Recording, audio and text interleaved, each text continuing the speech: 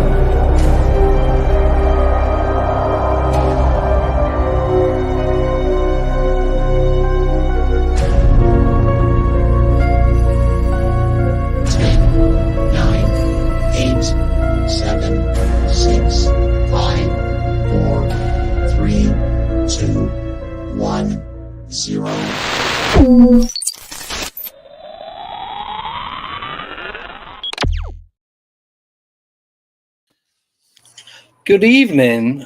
Good evening. Welcome. Good evening, everyone. Feeling really lazy and can't be bothered to type everyone's name out, to be honest with you. So, yeah. So, good evening, anyway.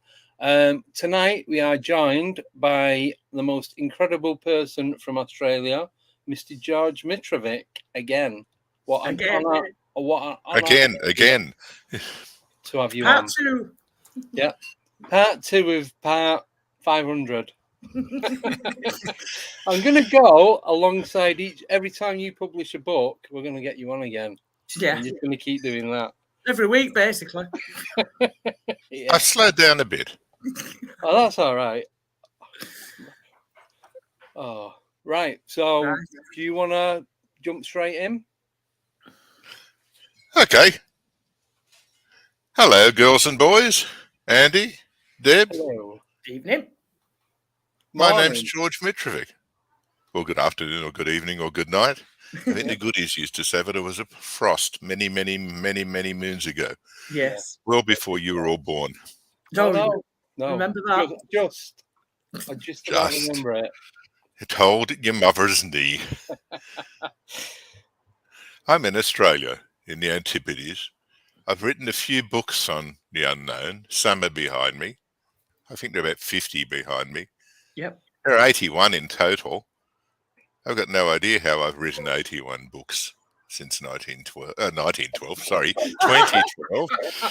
It seems like it at times. Yeah. That's a lot of where to start today. Andy and Deb wanted me to start with something different. Yeah. I write on cryptozoology, UFOs, absurd things. Shadow people. Shadow people, strange objects, bizarre archaeology. Yeah. All of the above. Everything nobody wants to really write about, but nobody bothers to write about, if that makes any sense at all. Except I do it in enormous numbers. Yeah. Like the man who disappeared up the horse's bottom. No, I didn't write that one. That intrigued me. No, I read that in one of your books. Oh. Who knows what happens in some of my books? The problem is there's so much data in them now, I can't even remember most of it. Yeah. I've even forgotten the bloke's name, but he walked behind the horse and disappeared. Yeah. No, hang on. That was an elephant bottom. Was it? I thought it was a horse. Yes, it was a zookeeper in Hamburg, I think, in Germany, 1964 and 1965, and he's walking behind it, and it sat down.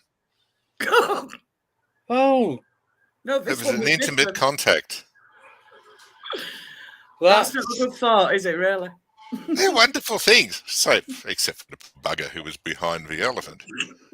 Well, became part of the elephant. Became part, we could have checked him for lots of things. Oh. Anyway, other than elephant bottoms. Andy and Deb asked me to relate a couple of experiences when I was a child. Yes. Please. Actually, one when I was a child and one much, much later. I'm nearly 70, so there's a lot of much, much later. Funny early memory I've got. And as I said last time, I started reading Valley of the Kings by Leonard Cottrell when I was 6 or 7 and singing about the high dam of Aswan drowning Abyssimbel. And we covered that in the last interview. So sort of odd things for a kid to sort of weep about and read about. And I remember I found an old book of spells one day in a bookshop. The sort of thing you find, oh yeah, here's a book of spells. It'll bring you immediate wealth, fame, and much love, and the houris of paradise will descend upon you. And I thought, that's great. I was probably 8. Yeah. And I'd read a few, got the blue candles out, lit them. You try finding a blue candle in Wagga in Australia in the 1960s. They're not easy to get. It didn't work. Oh. I was so disappointed. Young girls didn't rush up to me on the street. People weren't offering me lots of money or sweets. I had a sweet tooth then. I'd actually banned from my father's shop account. I used to come in and eat sweets and shout on my friends. He wasn't impressed. The shop was. It loved it. This is just a little corner shop in the village I was living in. Yeah. And anyway, one night, it's 3 a.m., I think, I had a bedroom at the back of this old rambling homestead that we lived in. We lived on a property. Yeah. In a little place called North Wagga, which was on a floodplain opposite a slightly bigger place called Wagga. Or if you wanted to be posh, you said it was Wagga Wagga. But no one called it Wagga Wagga. It meant place of many crows, but there was another translation that said place of many falling drunks. And yes, I could believe that as well. It had 87 hotels in it in the 19th century. So it was doing very, very well. And a lot of falling drunks and probably stoned crows. Anyway, this morning I woke up. And as I said, I've at the back of the house, big French doors that open out onto the backyard. And I don't know why I got out of bed. I looked out of the French doors, and the sky was flaming reddish purple, like those old book plates from the 1950s. Yeah. And so, I don't know why, whether I was mesmerized or what, I walked out the doors, down the steps, into the yard near the huge oleander bush. Yeah. And there's this little creature standing there. And I was maybe 4'9", I think, when I was 8 or 9. I was like a weed, tall and skinny. Yeah. Fast growing. And all I can remember is seeing this creature about 3 foot tall looking at me. And it was impossible to define what it looked like. Right. But it wasn't human. And it wasn't Skippy the kangaroo. We had one of them living in the bathroom, so we knew what was happening there. What? So, to this day, I don't know whether somewhere in my childhood or childish enthusiasm, whether I summoned a demon or summoned an alien. Right. And I still remember it with my blue candle. I think they say blue candles are for love spells, so maybe, it may have been a romance that would have outlasted the universe, but not at the time. Then it just all dissolved into mist and the sky just went back to normal. Wow. I think, because I can't remember. Right. Which is a little strange, but now that I've written more on UFOs and contactees than anyone else in recorded history and published it, because people don't realize that I've written thousands and thousands and thousands of pages. You know, my last series of books on Bigfoot in North America alone was 2,400 pages. Yeah. In chronological order. Yeah. All of them. You name it. It's been that. documented. It's been written. It's there. You pick your year. You find it. Yeah. And actually, they're in state order as well. You pick your state and you pick your year. My books act as guidebooks. Yeah. So you can go, well, what's in my neighborhood? Oh, there's a large mound, or there's a henge, or there's a something. Instead of, oh, I didn't realize there was anything. Yeah. There are mysteries all around us. Yeah. Anyway, that was my funny little childhood experience. Yeah. Many years later, Madam and I, we were living in the Southern Highlands, which is southwest of Sydney, which is the capital of New South Wales, in Australia, or to use the local vernacular, Australia. This L is silent. Right. Except I don't pronounce it like that, except when I'm being facetious. We bought this. We were very poor, to put it bluntly. We needed a home. You know, please find home for 2 stray people and fish and a bird, I think, 2 birds. Yeah. Little peach faces and pile of antique furniture and junk. And I've been driving around. We'd found this ancient fiberboard covered aluminium window encrusted shithole, as Madam would have referred to it then. It had the shape of a colonial building with a veranda on the front and back. It had the separate servants' wing where the kitchen was, because the kitchen was always separate. Yeah. Yeah. So if it burnt down, the house didn't go down with it. Right. Yeah. That's the reason. Oh, never knew that. We are in Australia. It's a fire problem. Yeah. Yeah. It does get a mite warm, especially in the days of wood stoves. Imagine it. Anyway, we bought the hovel, or Level, as we call it now. Level. And it has a nice sign on the front saying Level, the hovel, in French. And we moved in and we got rid of the rats. Mind you, the electrician said we had the biggest lot of rats he'd ever known. Nice. And we heard many years later that we also had the most haunted house in the area. Ooh. And Picton is famous for its ghost tours. Yeah. They never toured our place, though, because they reckoned it was too haunted. We got the usual thing. Haunted railway tunnel. Haunted cemetery. Occasionally hits the mass media with, who are these people wandering around in 19th century clothes at Picton Cemetery? Dum, da, dum, dum, dum. And focus on a misty shadow next to a gum tree. At our place, I like to think I'm a handyman. Unfortunately, that's about as far as I can go.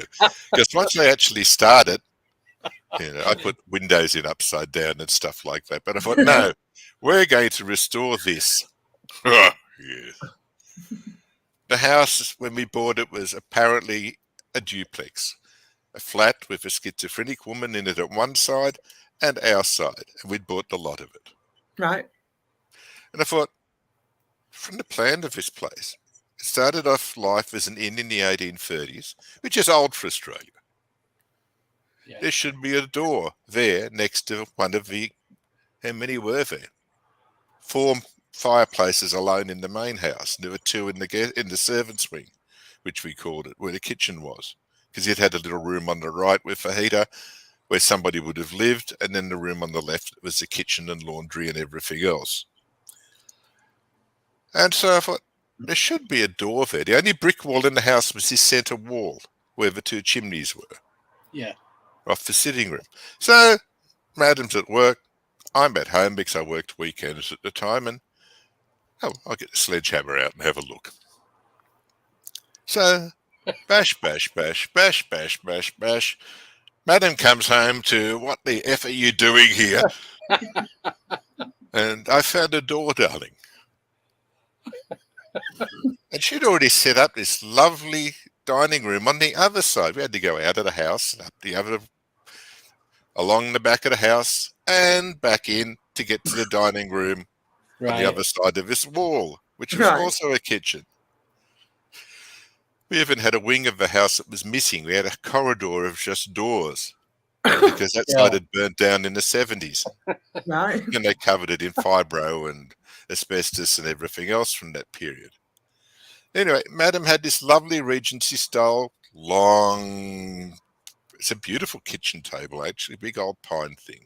She had vases on it and pretty things. And she likes having this door there. So she could just go straight through to this other room. What a wonderful concept. Yeah. One day, she's in that kitchen, very proud of her work. I don't know what she was doing at the time. I wasn't at home at the time. I was dallying about somewhere. The next second, through the door that I'd opened up, came this black form that came sweeping through the room, pushed everything off the table and out through the back door. Ooh. In a matter of seconds, and it scared the crap out of her.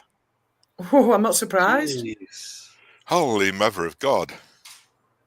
She was a bit shook up for the rest of the day. Yeah.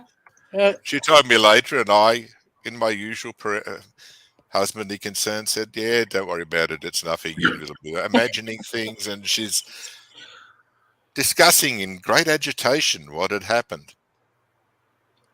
We had a form come through and smash everything off this table. Yeah. Yeah. Madam was sitting at the table at the time. Oh, nice. Yes. Of course, we were used to smells in the house and strange perfumes appearing because it was an inn in the 1830s. Right. So it had a long and wild history. And for some strange reason, one of the old owners had told us it. They said, we had a wonderful time. There's a house that was full of laughter and full of sadness because people kept committing suicide outside on the old camphor laurel tree. Right. Yeah, it's a strange place. We had it exorcised eventually. Right. We haven't met them since. Have we, darling? No. The exorcism worked, but we had to demolish the entire building to do it. Wow. Oh. We leveled it to the ground, and then we bought a copy of it, as it was originally in the 1830s. So now there's this beautiful colonial home sitting there. Yeah. It's very comfortable and ghost-free.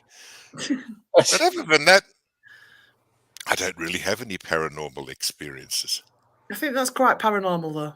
Yeah. Coming in and sweeping everything off the table as it goes through. It's quite paranormal. Yeah. It obviously didn't like the table. It's a lovely table. Yeah. A big room, big farmhouse table. Yeah. So anyway, I'm sure that's not what people wanted to hear from me today. I'm sure it is. I enjoyed that. Yeah. Scary as it was. It sounds like back in England. I'm glad I Look wasn't out there. on memories of funny things. What would you say? What would you say is the weirdest cryptid story that you've come across? Oh, there's so many tens of thousands of them. Where is she? Where is she? Where is she? Oh, the only time I haven't had this out. Bugger. Bugger. See, I put him on the spot. I put you on the spot there, George. Sorry. Yeah. No, it's fine. You can tell me off afterwards. First, you wake him up at 4 o'clock. I'll read it for you. Yes. This story I love. This is my favourite cryptid Bigfoot story. I quite like Bigfoot. Yeah. Would you like some background? The first Bigfoot sighting in Australia was in 1800 at Sydney Cove. Right. That's it. The Yowie, they call it. In that Would you like some background music? Okay. Something light. I can do background music. Something light, Andy. Nothing heavy. No, just no Black Sabbath, please. This is not a story. So, actually, bugger the music. It'll take me a while to find something. It's so. I love this story. I like first-hand accounts. I put people's first-hand accounts in my books. I want you to read them as they saw them. Yeah. How they felt them. How they were.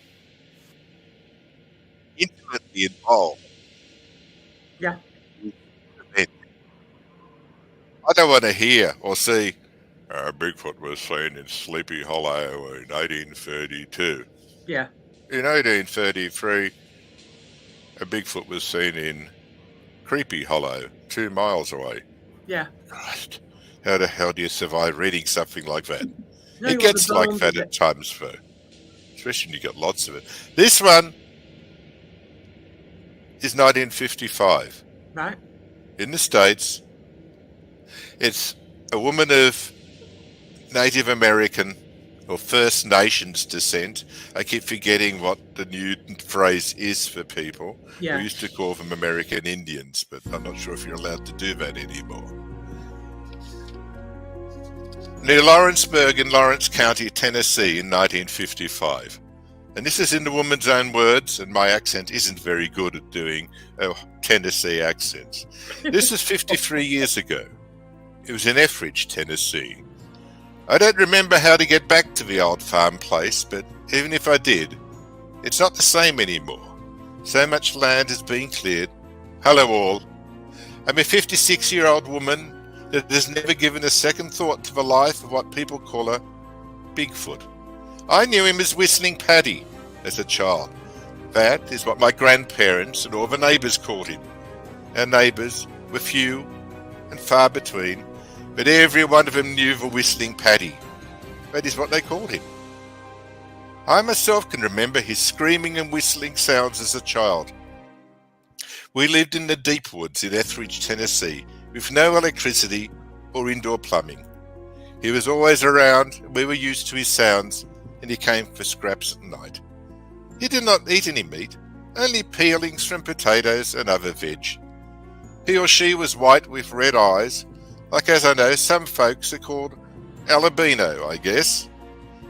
My grandparents were not learned people. They could not read or write. They had to sign with an X and saw him or her lots of times and thought it was okay. I called it him, so I guess it was a male. My aunt, who lived about a mile away, opened her back door one night to throw out her dishwater and threw it on Paddy because he was standing at the back door. It did not scare her, because she was used to him. Although she had 9 children, she went and got some potatoes and gave him, for she said he was hungry. This Paddy was about 7 to 8 feet tall and did not ever hurt anyone.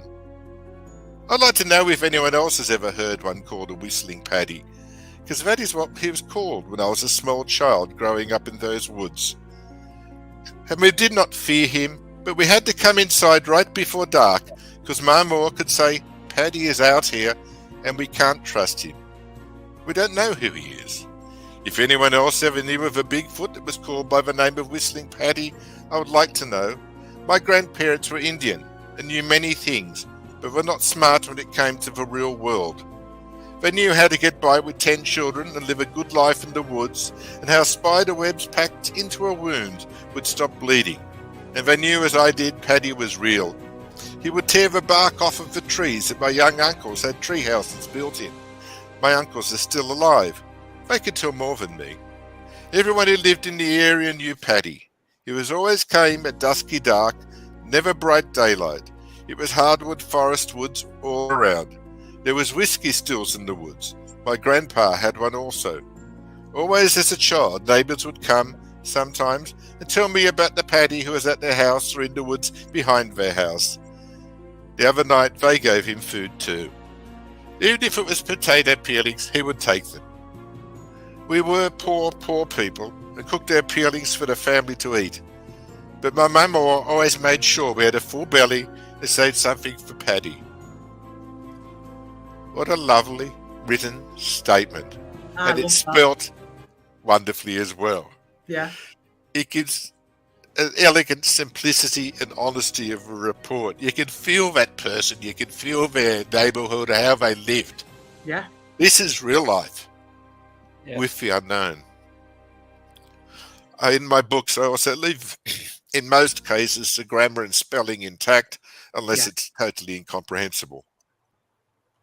This is such a wonderful sighting full of originality and spirit. It's my favourite Bigfoot sighting of the many thousands that I have. And over the years, I found others also describing whistling big feet. Yeah. More Yeah. patties. And this wasn't the West Coast. This wasn't the famous haunt of the Sasquatch. This is Tennessee. It's almost slap bang in the middle. Yeah. Yeah. Big feet are such fascinating things. They are. Yeah. Very elusive as well, aren't they? They are very elusive. And it's funny, though. There are three types. And for those who haven't mentioned the three types of Bigfoot, I'll describe them again. Yeah. Please. One, and I'll go roundabout in a way with this. The majority of a lot of Bigfoot reports, and we'll stick to North America. England doesn't have many. A few, but not. We couldn't even write a book about them. We'll have to leave the Woodwoses alone for a while. Yeah. They disappeared too long ago, probably about the 14th century. Mind you, there have been a few others since, but not many.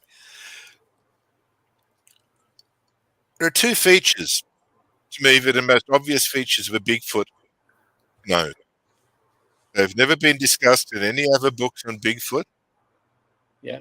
that have ever been written by some of the greatest Bigfoot researchers of all time. The most common theme is Danny and Randy or whoever, two young fellas are driving in their car at 3 o'clock in the morning. They might have had a few beers. It's time for a whittle. Yeah. So they pull up. And as the Americans say, they relieve themselves. Totally different connotations in Australia and England, but in America, they relieve themselves. And they're happily whizzing away and probably yakking, as many young fellas do with their mates, whilst doing the same thing since a time immemorial, when suddenly something starts throwing rocks, sticks, branches, screaming, yelling, jumping up and down and appearing in front of, beside them, or behind them. Yeah. And scares the crap. It definitely does. But nobody bothers to notice one little thing. This is standard anthropoid ape territorial behavior. Yeah. Bog standard. You want to write about chimps, monkeys, bonobos, you name it. If it's a simian, that's what it does when it thinks you're marking it. And that's what the poor lads are doing. They are marking the territory of another creature. Yeah. And it not happy at all. So, okay, we've suddenly decided, yes, oh, they also have another habit of courting. Lovely phrase. Delightful euphemism. In cars in the middle of a scrub or the forest. Studying for their ASATs or something. And once again, whatever pheromones they're producing has attracted an audience. Next time you go to the zoo doing the wild thing, you'll find the rest are standing around thinking it's better than television. Once again, ape behavior. And I wish this was the only explanation for Bigfoot. It would be so easy. Yes, here's a, or he, she, or it, or them, or they. Please insert pronoun. Yep. He's very well cut. He always stays beyond the tree line in the shadows. These are all from innumerable reports. Yeah. So, okay, we've got a shadow-dwelling anthropoid ape that lives in North America and every other continent on Earth except for, as far as we know, Antarctica. Yes. He's big and hairy and he's smart. And in some cases he's a vegetarian, in other cases he's not a vegetarian, and more than likely, like most simians, he's an omnivore. He'll eat whatever he can get. A simple explanation. Thank God that's done. Until we get to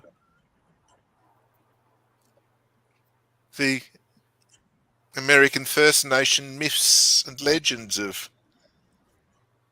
Bigfoot and disappears. That's a great explanation too. He's actually not really here. Right. He comes from another place in the unknown, another dimension, another series of dreams, as the Aborigines would say here. Comes to Earth and goes again. Yeah. It's a valid theory if you're into that sort of theory. We think, okay, let's say a whole lot of them are normal big creatures that live in the desert and the swamps and wherever you want to put them. And we got others that have been tried to explain away as interdimensional creatures. Not demons, but sometimes like it. We think, okay, look, we can accept that. That's just mythology. Blah, blah. Yeah, a lot of people are going to be upset with me saying that, but that's another explanation. I'll accept that as an explanation as well as the first explanation. And that was all going along so well until the 1950s,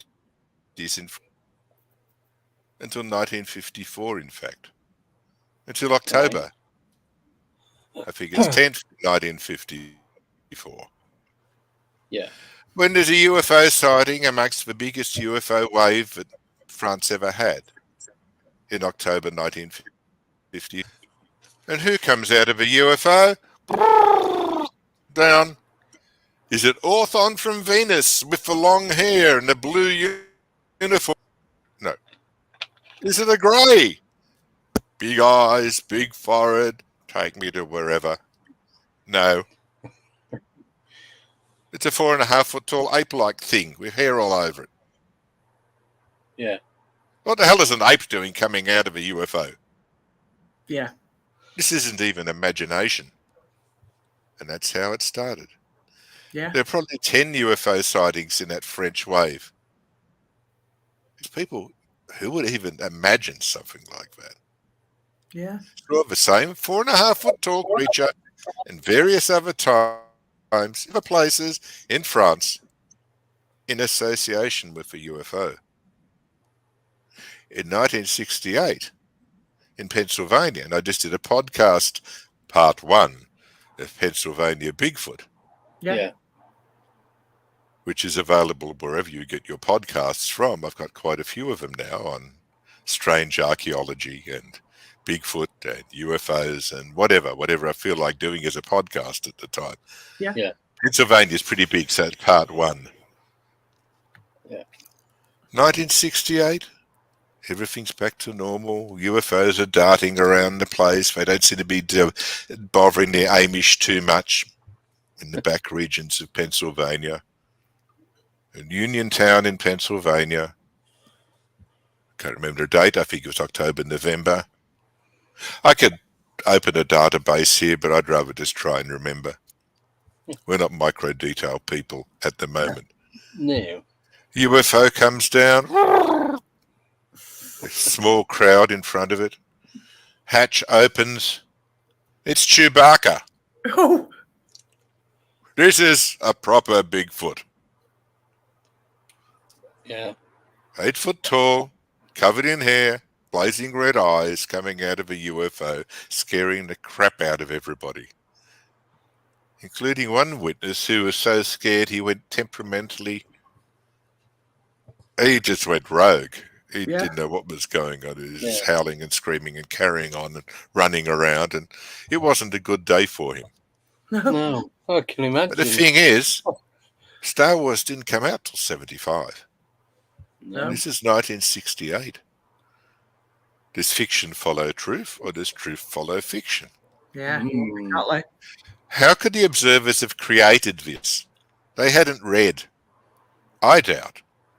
They would have even known of Michel's observations of UFOs and the few very small mentions of little big feet, mini feet, in France in 1954. It's not a subject everyone reads about. No. This is in the backwoods of Pennsylvania. And they've been continuing ever since. So we have 3 types. Standard anthropoid ape. Yep. The one from the other dimensions and the Wendigo or whatever, and I'm not being disrespectful or that, because they do tend to disappear so very, very well. Yeah. It's funny, in 1830, 5 or 6, I think, when a gorilla was discovered in Central Africa. It took us 6 months before we got one in a zoo. Yeah. That was in the wilds of Africa in the 1830s. Yeah. We've been seeing Bigfoot for a long time, but I can't recall one in a zoo. I can't recall one hanging on a barn wall as a trophy. Very few of them actually get shot. Yeah. Considering all the witnesses are meant to be bloody hunters. Yeah. Yeah. God, Yeah. if I relied on their hunting techniques, I'd starve. So why do you think they're not shot then? Is that because they're not physical? Maybe they're physical and maybe they aren't. So you're saying they're an anthropoid ape that's not quite from here. Right. Yeah. So, do we have apes, anthropoid ape-like creatures that move between dimensions? Because we do live in a multiverse. Anything's a possibility. Yeah. What's that? Anything's a possibility when you don't And know the truth. everything is a possibility. That's what we discussed last time. Yeah. Our place in the multiverse and how to get to and from it. Yeah. And then I discussed an incomprehensible theory that baffled a lot of people. Correct. Which I still regard as quite simple. To put it in simplistic terms, or as simplistic as I can do it, God help us, they say we heard him try and explain this last time. Fingers crossed. I won't go into the mechanics of it. There are shifting areas on Earth. Where are we? Simpkins, pay attention. You're at the back. This ruler can still hit you. Those were old days. Who hasn't been, well, my age, hadn't been clonked by a flying ruler in the classroom? Oh, yeah. And a board rubber. Yes. Oh, the board rubber. I had a maths teacher, Mr. Hornage. He could throw a 1 metre ruler from behind over his shoulder. He could still get you. Wow. I think the mark's still there. Yeah. Impeccable, brilliant aim. We respected him for that. Yeah. We were assholes the rest of the time, but we respected him for that because we didn't like him. Okay, once again, today's guessing game. What is this? Come on, Deb. Squiggles. It's not Mr. Squiggle.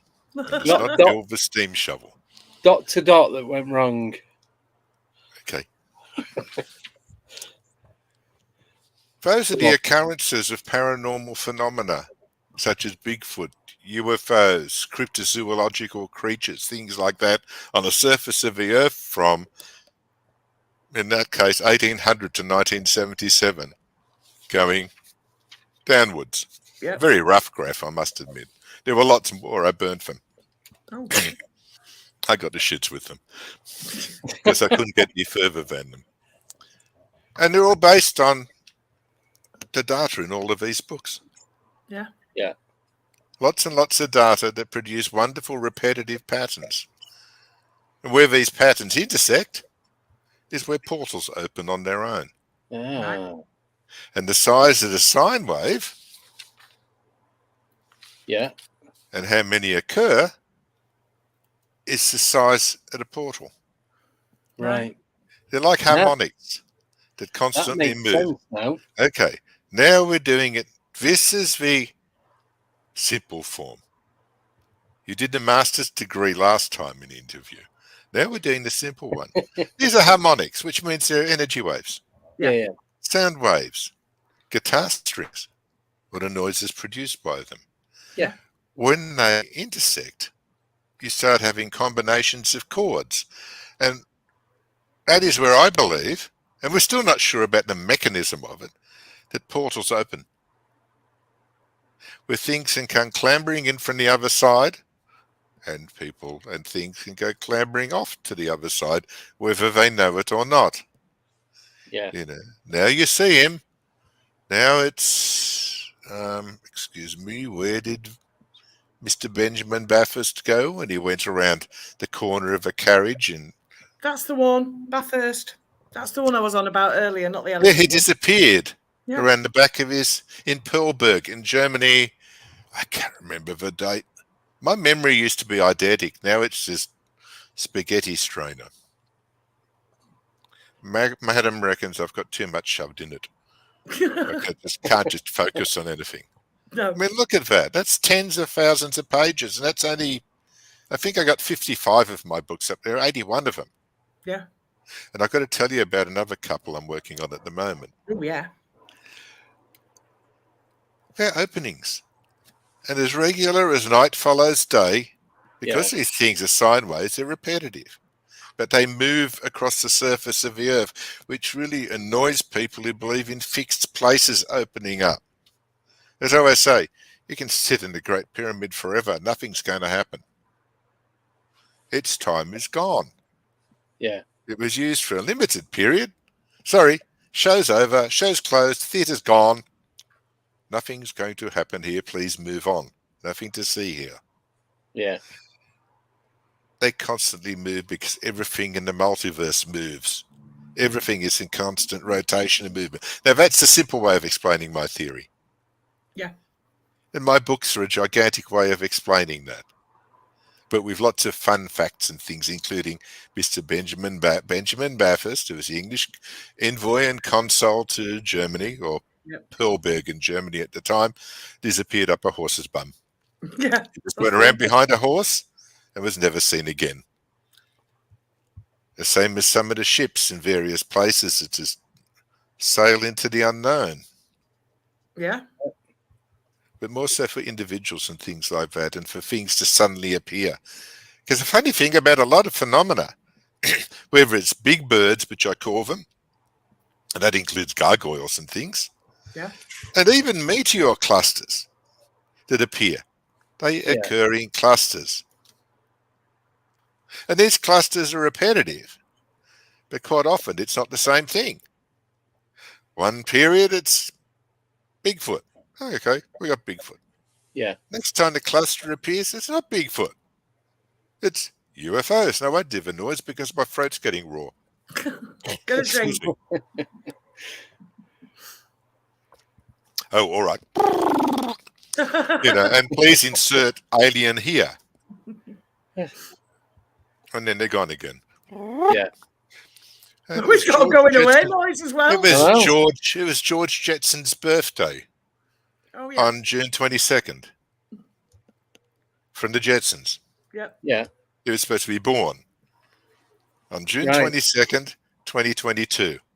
So happy birthday, George Jetson. Yes. That's if you watched the Jetsons as a kid. I watched some of it, yeah. Now and again. Now and again, yeah, I know you. You're not high tech, I understand. Wasn't my thing at the time. No. But anyway, we got repetitive sine waves that open up and close, with things appear and things disappear, and you can use them to go to other parts in the multiverse. Like train stations, you start off at Little Woking and head off to Sheffield and then go to London and then catch a plane. Yeah. You don't do it from Little Woking.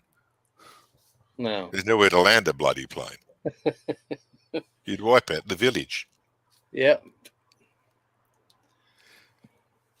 And they're all repetitive, which is... I'm the first person to discover that. I'm still working on it. Yeah. And it's only from amassing massive volumes of data. Like, I'm working on 2 projects at the moment. In the beginning of the program, you said, we should have you on every time you publish a book. And Deb said, yes, it'll be every week. Yep. And for a while there, it was like that, once a month, another book.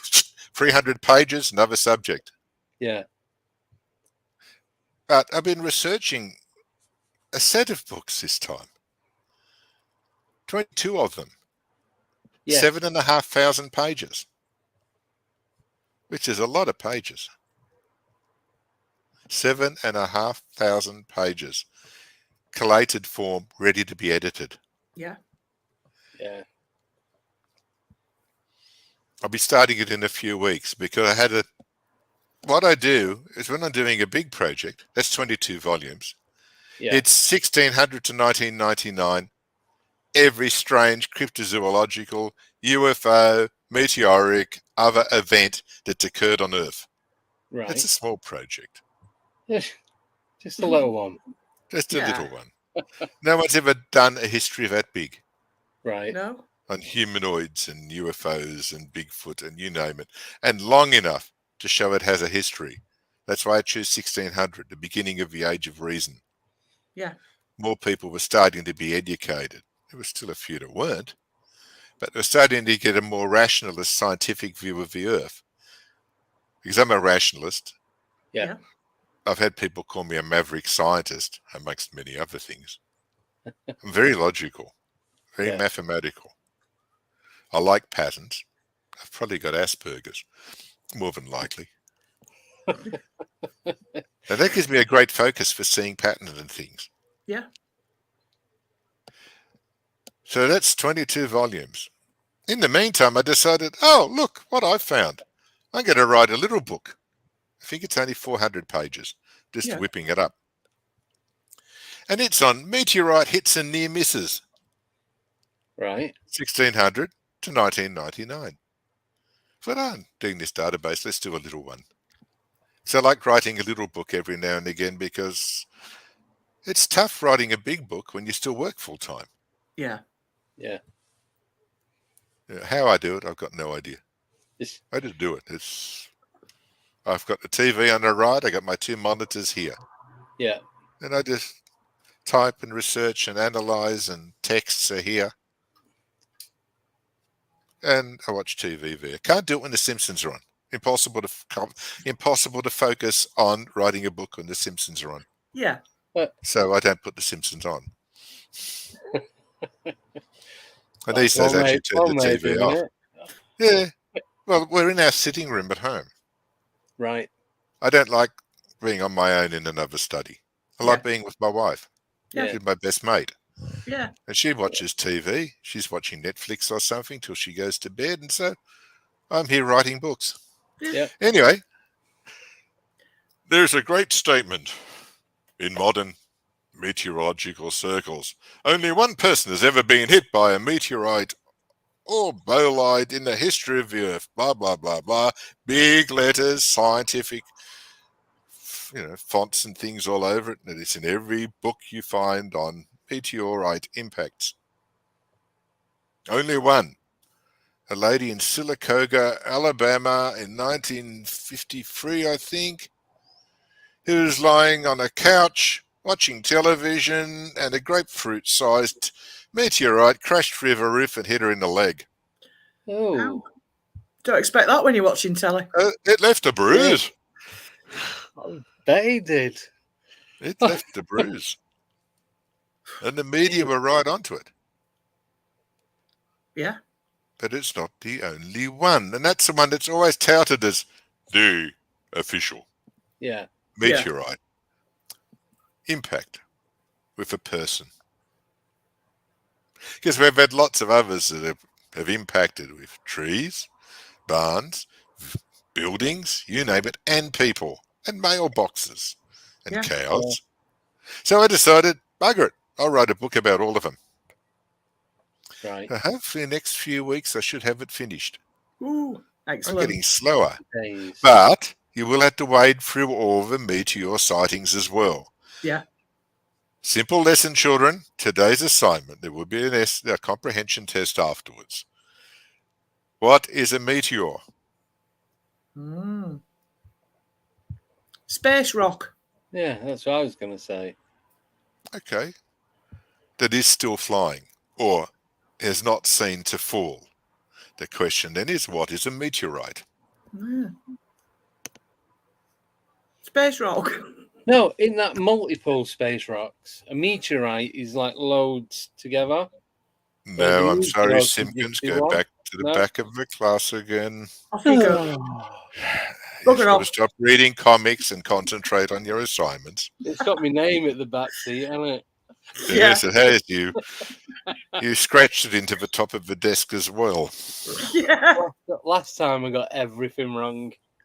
So just keep your A meteor is when the celestial object is seen charging through the heavens. Right. Sometimes charging very close, but it does not impact with the Earth or any object on the Earth. Once it impacts with the Earth or any object on Earth, it's a meteorite. Right. Oh, So it's right on, it hits like a meteor. that was my next answer. Yes, I thought it was. They always are. I know. Amazing, isn't it? So that's the next book, a little book. Yeah. Before I start the 22-volume, or the final editing of the 22-volume Nightmare. I don't know why I write books. A So shooting star is a piece of space dust or a meteoroid that flies through the heavens. It's usually not more than a couple of milligrams in size, but the heat it produces creates a huge coronal effect after it, Right. as it burns in the atmosphere until it becomes nil. Thanks, Joe. You got lots of different types of names for them. Usually the same thing, a boloid. A bolide. Right. That's not easy to say. No, it's not. A bolide. Boloid. I wouldn't like to say it with a Yorkshire accent. Oh, boloid. No. Boloid. Boloids, meteoroids, meteorites, rocks. Yeah. Mainly iron rocks. Right. And that brings me back to one of my favourite subjects, which I have written on, and I love. Sort of the big version. Yeah. The big version of little meteorites. Mind you, some of our meteorites haven't been that small. Just think of Tunguska in 1912, if I remember rightly, which wiped out a vast swathe of thousands of miles of Siberia. Wow. Oh. Fortunately, it didn't hit a major populated area, but there were a few reindeer herders and other people that gone. Yeah. Right. And that was in Siberia in, I think, 1912. You can all check on Google. Yeah. I should check, but I can be bothered looking at that screen to do it. Yeah. You can always work with two screens. I'm giving you the ideas. You can go visiting. It's all right. And that was Tunguska. Joe can have a look now and let us know if it's right or not. Cheers, Joe. Okay, let's go. Volunteered. Yeah. Where are we? It's right. Joe's going to do it. It's all good. And that's Tunguska. So, one of my other favourite subjects, a friend of mine, pardon the back of my head, I hope the glare's not too bad. Where are you? Ah, there we are. I knew you were around here somewhere. I was interviewed a few years ago by Clarence Mitchell in the States. Yeah. And he said, "You're the only person I know, George, when I ask you a question about a subject, you turn around in your chair and you grab a book you've written on it." Yeah. Yeah. Which I like doing. This is on meteorite impacts on the Earth, but not little ones. The big, this is 700 pages of meteorite impacts since the beginning of the Earth that are a minimum of 1 kilometre across or a mile across. Wow. They're big. Each one of them was a candidate for end of the Earth now. Right. And a lot of these didn't stop happening until 10,000 years ago. Wow. Which I get into a lot of flack about, but I've amassed so much data. If you look there, yep, that's on the last great cataclysm 12,000 years ago, where almost every large land animal in North America disappeared and the seas rose 300 to 400 feet on average. There we go. Here we are. Thanks, Joe. You're really good. I need a researcher. There you go. Be a difficult commute foe. Yeah, it's a long way to travel. Yeah. I'll put the other part up in a minute when it pops up on my... Yeah. I wrote this book when the sky crashed down. Yep. Yeah. Because no one else had. I had a theory or a concept that massive climate events were caused by meteor or asteroid collisions. That climatic ages began and ended with impact events. And it's funny, they seem to do it. The end of the last glacial period was in the Great Cataclysm, which is that one, Yep. 8 to 12,000 years ago. And remember, 8 to 12,000 years is nothing in Earth time. No. It's basically a second ago. Yeah. Yeah. Yeah. So I thought, I'll just write them down, discover them, go through all the established data sets everywhere, and there are lots of them, and write down every single one and put it in a list and see what happens, and then tie it in with major climactic events, like the cryogenic period where the Earth became a snowball. Yeah. Literally covered in ice. Until something came along and stopped it. Because the ice was meant to stay constant after that. Something hit it, and the ice started melting again. Otherwise, it would still be a cryogenic event. Yeah. There'd be nothing happening here. I also found, I think it was 3,250,000 years ago. No, 3,250,000,000 years ago. Correct me on that one. Right. Yeah. At a place called Barberton in South Africa. Where are we? It's one of my favourites. There we are. 3,260,000,000 years ago in Barberton, in the DeKalb Valley in South Africa. We have, it was only the third oldest giant impact event on Earth. Right. One before it, one was over Sweden in 6,500,000,000 years ago. Then the next one was 3,300,000,000 years ago in South Africa and Western Australia. It was so large. Then we come to Barberton, which was only a few hundred miles across in what's now called the Barberton Greenstone Belt. Right. And you might be thinking, well, that's pretty boring. Okay, so it's a gigantic event. There was no one around then, so who really cares? There wasn't even oxygen. I was looking for something to flesh out the story of Barberton because a list of meteorite impacts can get to sound like a list of, I saw the Bigfoot down in the valley 3 years ago. Yeah. Sorry, I'm glazing over for a moment there. And I was looking for something to flesh out Barberton. And lo and behold, just a little scientific article. And these are all scientific sources I used. I didn't pull them out of my hair or the air. The oldest bacteria fossils on Earth were found at Barberton. Oh, that's good. Yeah. Dating back to 3,260,000,000 years ago. Bingo. Right. Same date. Same bat channel. Same bat station. Yeah. The origins of life on Earth were at Barberton. I'd never seen that published by anyone else other than me. Right. But I'm not a scientist. Or as a leading scientific program in Australia said, we're sorry, Mr. Mitrovic, you're a maverick scientist and we cannot publish any of your works. Or even give news reports about them. Yeah. Even after I discussed that most great scientific discoveries were by mavericks. You know, mavericks like Einstein, Rutherford and others. But somehow no. And I told them what to do with their program. I'm not shy in some regards. Well, have they spoke to you since? Yeah. No. No. No. They haven't spoke. They haven't sent a card. Damn it. Anyway, Oh, that's just impact events on Earth. Yeah. 700 pages of them. yeah.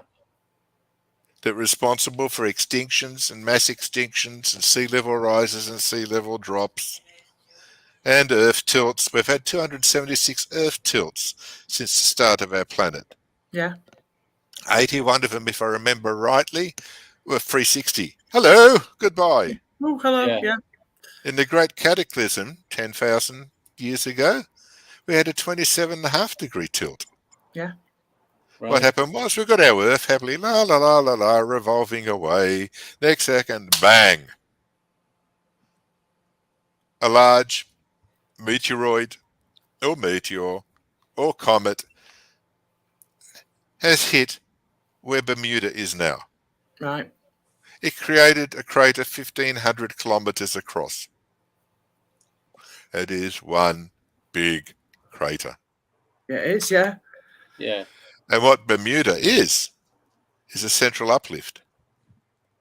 Right. A central uplift, there used to be an advertisement on television years ago showing something dropped into a milk glass and the milk goes up. Yeah, yeah. Do we all remember it? Yep. Yeah. That's what a central uplift is. When the meteorite hits the Earth, breaks the mantle, Yeah. and the lava comes up. And Yeah. it starts solidifying.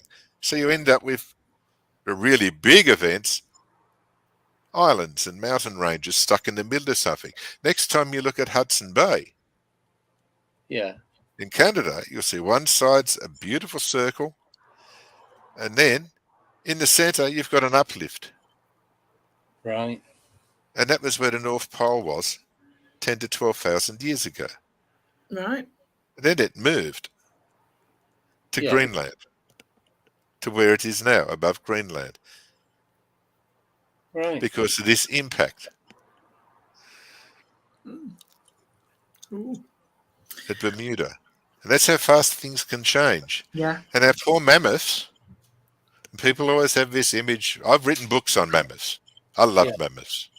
And what most people have written about it is bullshit. Right. One simple distinguishing feature, unfortunately, we've got lots of snap frozen mammoths, like bird's eye peas, fresh and still in the deli counter. Take them home and defrost them. Yeah. Unlike the African elephant, which has a bony plate for the top lift, Yeah. for eating grass off the ground of a savanna with the occasional acacia leaf. Yeah. Excuse me for a second. I'm feeling like a mammoth myself. Yeah. The nearest relative to the mammoth, due to one distinguishing feature, is the Indian elephant, Right. because it has prehensile lips. It's designed for eating tree leaves. Yeah. You don't have trees in the tundra. No. Tallest tree in the tundra is a willow about that high. Yeah. Not many mammoths are going to live on that sort of diet. No. Only the little ones. Not even the little ones. They wouldn't even snort that up their right nostril.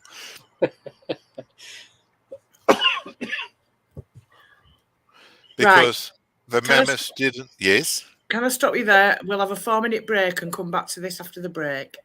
Okay. To the exciting next. Tune in again for What Did Mammoths Eat? Part 2. But Part 2. don't forget, you need to get your questions in. Yes. Your answers. Oh no, I sent them all to sleep apart from Joe. No. I think, Joe, come back. I love you. I think Joe's gone for a walk. Yeah. No, she'd had enough. Yeah. She just didn't want any more woolly mammoth stories. Excuse me. So get your answers in during the break and we'll let you know after.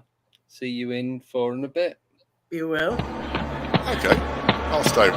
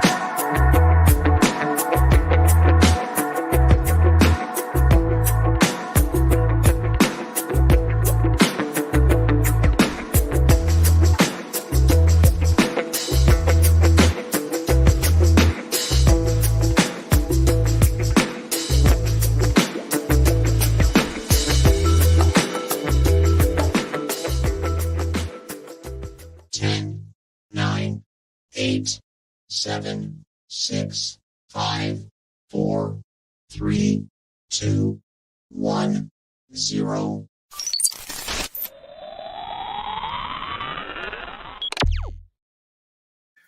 And we're back. Yes, we are. And do you know what? We're back. No one even bothered to guess what I nearly saw. I know. They're not bothered. Not one person. They don't care. Wasted my talent, this. I'm going Oh, out. sorry, did you say something? Wow, yeah. I'm going out looking for things that could be something else, and no one's bothering. You're going out and nearly seeing things and nobody cares. Basically. All the time. Yeah. All the time. It's not like it's now and again, it's like constant.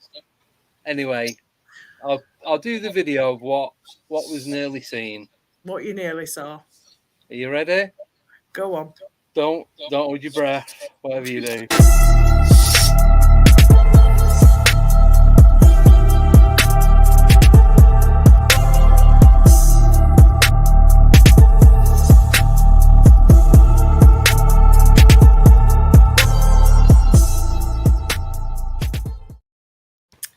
So there you have it. That was it. What did Andy nearly see? A rabbit. No, I did see a rabbit. I'm stunned. Anyway, back to the story, George. Yeah, back to... How can I go back to the story of mammoth lips after Andy nearly saw a rabbit? No one nearly seen the goblin. It's a The goblin. You're supposed to look out of the side of your eye to see the wee folk. But I think... Never straight ahead. It shape-shifted into the rabbit. They do that. Yes. They do that. You've got to watch them. What part of our reality is real? Maybe none of it. Yeah, you just don't know. I'd say none. Yeah. Anyway, let's get back to mammoth lips. Back to the important stuff. Yes. Okay, what did mammoths eat? And there is a comprehension test on this afterwards as well. Right. Fortunate with our snap frozen mammoth, which you can buy in the deli counter, they found the bellies were full of un-mammoth expected things like birch leaves, oak leaves, lots of leaves, lots of flowers, lots of things that grow in semi-temperate woodlands. Yeah. Not in a tundra. No. With the remains of our poor big-lipped people, because they got long lips for doing that, the same as the Indian elephant.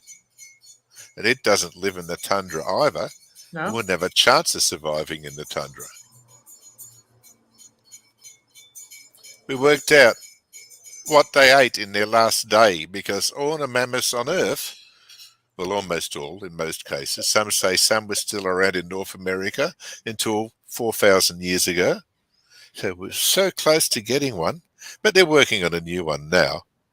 Right. And only if I knew what my train of thought was heading towards, it went into another train wreck again. That's the problem. Every now and again, a train of thought turns into a train wreck. But anyway, one day, suddenly, the Earth tilts. Bang! There's the Great Cataclysm. That's the Bahama Crater. Right. And North America. And, wrong hand, I forget this. That's the Hudson Bay Crater. Yeah. That suddenly went... Right. Well, actually, no, it went like that. And then the North Pole moved to here by 27.5 degrees. Meanwhile, all these elephants, or mammoths, same thing really, same family of proboscidae, was suddenly shifted. Weather's a funny thing. Polar weather events stay at the poles. Even if you move the Earth, the polar weather events stay at the poles. Right. Unfortunately, when you move the planet, the ice masses move, but the weather stays. So you end up with sudden melting of ice masses. Right.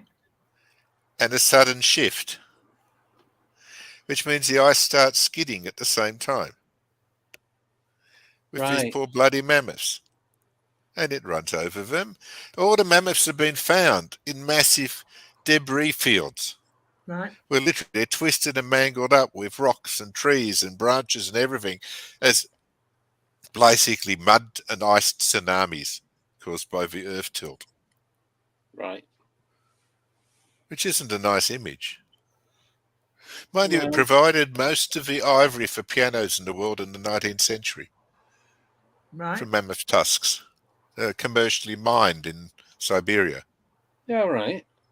And people ate the meat as well, just to see Yeah. what it was like. I'm not sure I would, but no, somebody would. Yeah. I've eaten worse. Yeah, I've had stuff in my freezer for a bit, but not Yeah. Yeah, but mammoths years. the mammoths don't have a use-by date. No. That was it for the mammoths, the mastodons, and lots of other species of animals, and most of the large animals from North America. Yeah. Yeah. And people still won't believe that that happened only 10 to 12,000 years ago. So, questions? Questions. We have questions. Yes. Right. The first question is from Richard. Has George heard about the missing 411? If so, what are his thoughts about it? If you're referring to the aeroplane. No. The No. people. Oh, them. Yes. David Paulides and his missing 411. I haven't read much on it at all. Right. I'm sorry, Richard. I know I'm a disappointment to you. I think that's how it started. There was 411 cases of missing people, but obviously the more he's looked into it, it's gone into the thousands. I can imagine it, but millions of people disappear every year in the world. Yeah. Not to be seen again. They're not necessarily all child runaways. No. I like to use Occam's razor, which is I'll look at the simplest explanation first and see if it stands up. Yeah. Before I start moving outwards to the other explanations. But no, I haven't even written about it. So Right.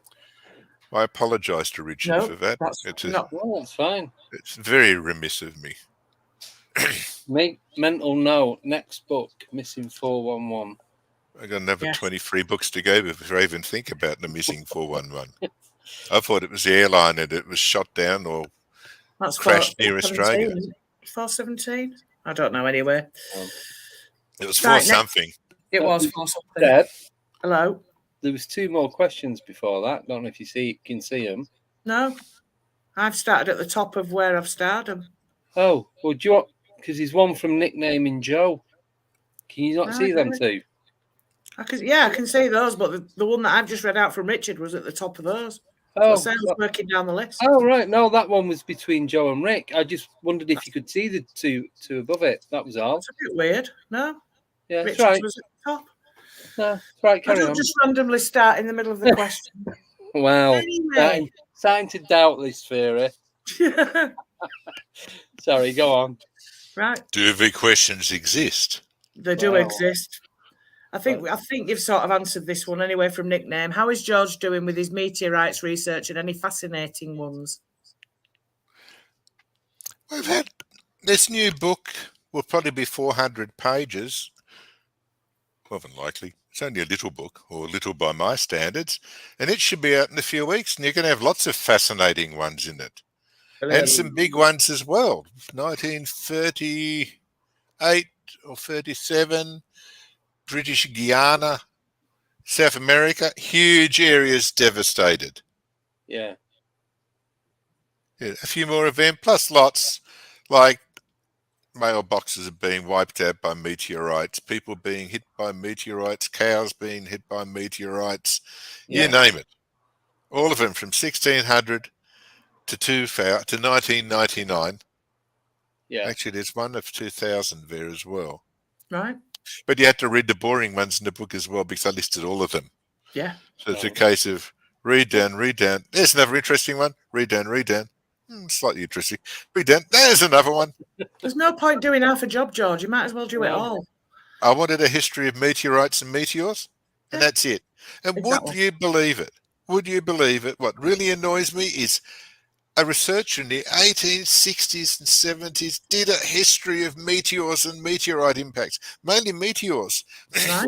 Wonderful. Chronological order. Great stuff. Nicely written. He died. Oh, No one bothered to write one since. no. Very frustrating when you're getting all these wonderful reports and suddenly, Stop.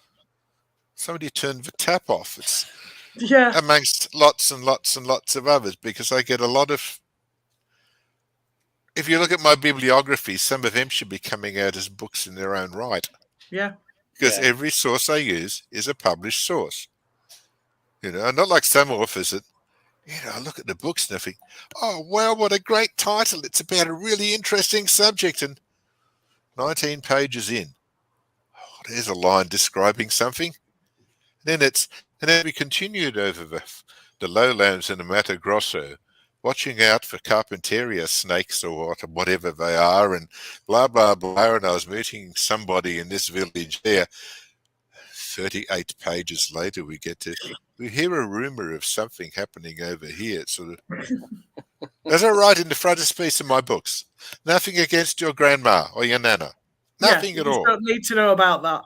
Yeah. But I don't include what she saw or heard when she can't remember where it was or when it was. Yeah.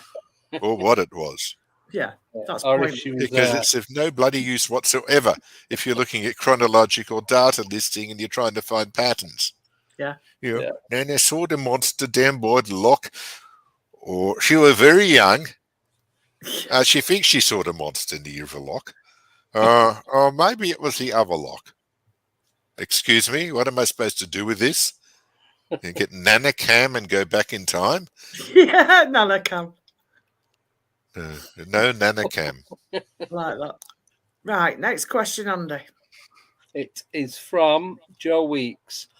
Does George have a favourite cryptid, and if so, what and why? I've already read the story of Whistling Paddy. I love him. Oh, it's brilliant, is that? I think we all do now. And I love that woman, because that's the 1950s. Yeah. This woman was making this report in the 70s or 80s when there wasn't that much on cryptids. There wasn't that much on Bigfoot. There are a few great researchers like Ivan Sanderson, Hoovermans, and a few others who've written the classic books on the subject, and I'm sure you've read all of them. The books by Ivan Sanderson and Bernard Hoovermans. Hoovermans specialized in sea serpents and sea monsters. Yeah. Sanderson was one of the greatest anthropologists that ever, a proper anthropologist, but his books were on cryptids as well as botany. I've got some botany books as well. But I like the person's feelings. And it was such you wouldn't make up that story. You wouldn't say, I'm going to write a Bigfoot book today and I'm going to have this woman, and not being derogatory, or gender specificist or sexist, who reckons she saw one when she was little living in the deep woods. Yeah. Nobody's going to make that one up. No. That gives it authenticity. It gives it proof. And it gives it a human passion. Because we live in a world that's surrounded by magnificent things that we barely know about. Yeah. I hope that helped, Joe. I think it did. We'll find out. 2,400 pages on North American Bigfoot, or only a few hundred pages on the Bigfoot of the rest of the world. Mainly because the rest of the world doesn't write in English, and I'm not very good at any other languages. Yeah. North America, it's all apparently in English. Yeah. I say apparently because sometimes I find it incomprehensible. Yeah. Right. Question from Rick Allen. What does George think spirits are composed of? Once again, let's talk about Bigfoot. No, we won't. Are spirits the beloved coming back to say goodbye for the last time? Many cases, yes, within 48 hours, the so-called 2-day period after death. I don't write about them. There's been more than enough written on ghosts. I don't do ghosts or poltergeists, but I've read enough on them. I have a big enough. I've got a 2-story library, so if it has been written about it, it's in there. Yeah. And I've read it. Normally within 48 hours in Western society, if that spirit's rather close to you, there's a very good chance that you are going to say goodbye or hello or oh God when you meet again. Right. And then they're generally gone. It's the laying down of the person, the laying down of the spirit. So the deceased knows that it's time to go. I'm sorry, your time here is over. It's time to ascend. And from what I've read, the majority of people, spirits, souls, are cool with that. Yeah, let's go to the station and wait for the next boarding pass or whatever to somewhere else. Yeah.